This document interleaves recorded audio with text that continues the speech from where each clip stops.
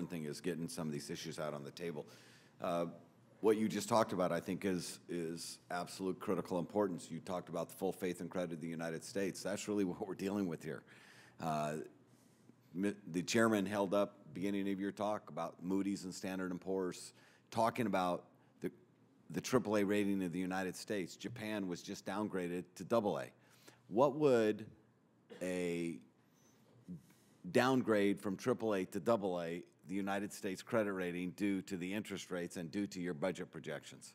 Because, by the way, your budget projections, in my opinion, I know you all try to be conservative, but just as we've seen last year, I think this year you projected a $1.1 trillion deficit last year, the year before for this year, right? And we turned out to be 1.5. And some of that was because of the tax policy that was passed at the end of the year. I realize that. I'm going to ask a question on that. But the bottom line is these things can change radically very quickly.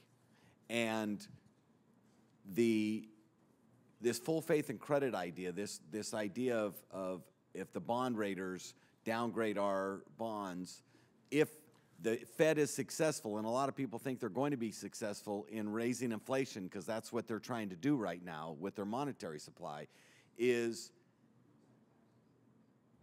those all lead to higher interest rates, higher than what you're projecting. And so that's basically the question is, if it goes to AA, what does that do to your projections and for this deficit? So if the federal government's credit rating were lowered, that would certainly push up the interest rates the government would pay, and thus the interest payments we would have to make. We've not attempted to quantify how much a given reduction in ratings would affect interest rates, but it certainly would be an adverse effect for the and it would not be insignificant. It would be very significant. Would you agree with that I think statement? It would be significant, Senator, absolutely. Yes. And so the point is here, we do not, I think that you talked about this, the sooner we make these changes, maybe the less, they're going to be painful, but the sooner we make them, maybe a little less painful. As Alan Greenspan talked about, we're going to have to make these changes. It's just a question of, do we do them in the middle of a crisis, or do we do them to avoid the crisis? And that, I think, is the significant part of this. Senator Corner mentioned, and actually I think Senator Sessions mentioned, we need presidential leadership right now, and the chairman's talked about this. He talked about this committee doing its job.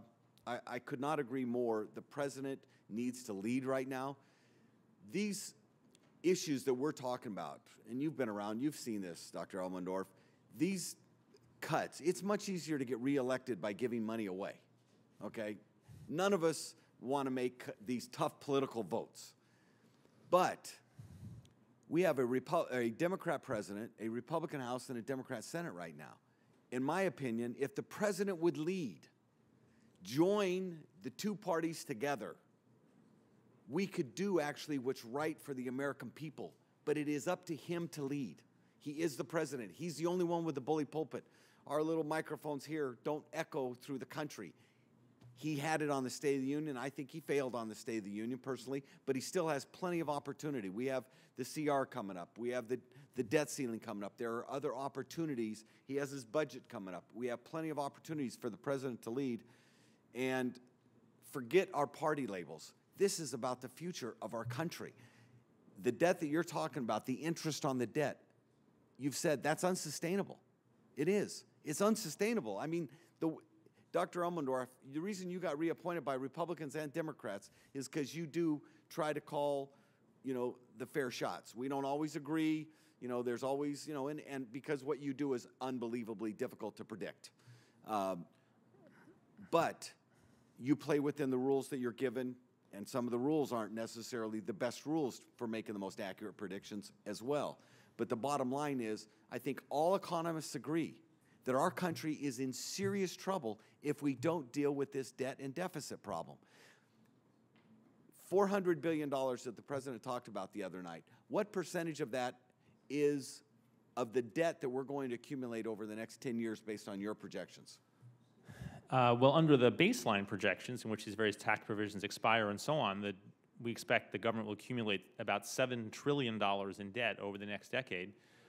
So $400 billion is a little over 5% It's a of drop. that. It's a drop in the bucket, and actually, it'll probably, we all think it'll probably be lower, especially if you talk about his spending projections, if you talk about the alternative minimum tax, if you talk about the dock fix, if you talk about all those things that we know are going to happen. So if we know extend those- all of those expiring provisions in the way that I talked about at the beginning, we look for debt of $12 trillion under that view of current policy over the next decade, and $400 billion is a few percent of that. Yeah, and as far as total spending during that time, projected spending during that time, what percentage of it? My just back of the napkin calculations are it's less than 1%.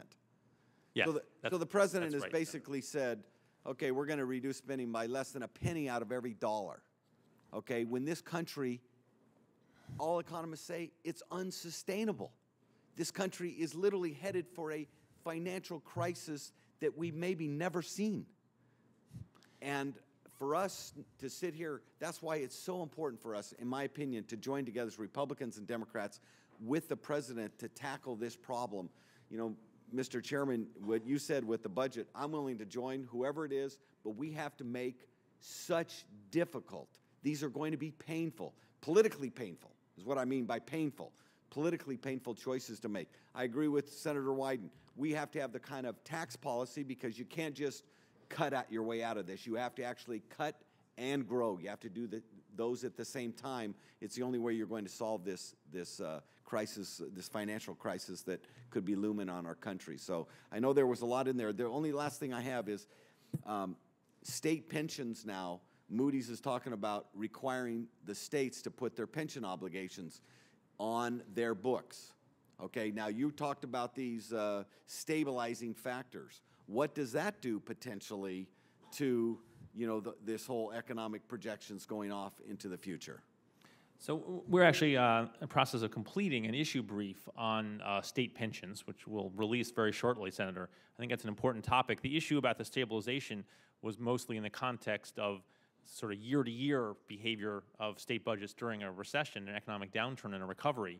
But as you say, a very important long-term financial issue for states and local governments is the commitments they've made to pay certain benefits to retired government workers, and whether they have or have not put aside sufficient money to meet those. Mr. Chairman, I realize my time's expired. Just last comment is it's not in the future. You're seeing this. My state's dealing with it right now. My cities are dealing with this right now. Cities and states across the country are actually dealing with this problem right now. They know most of it's in the future, but it's actually affecting their state budgets currently. Yes, Thank you, Mr. Chairman.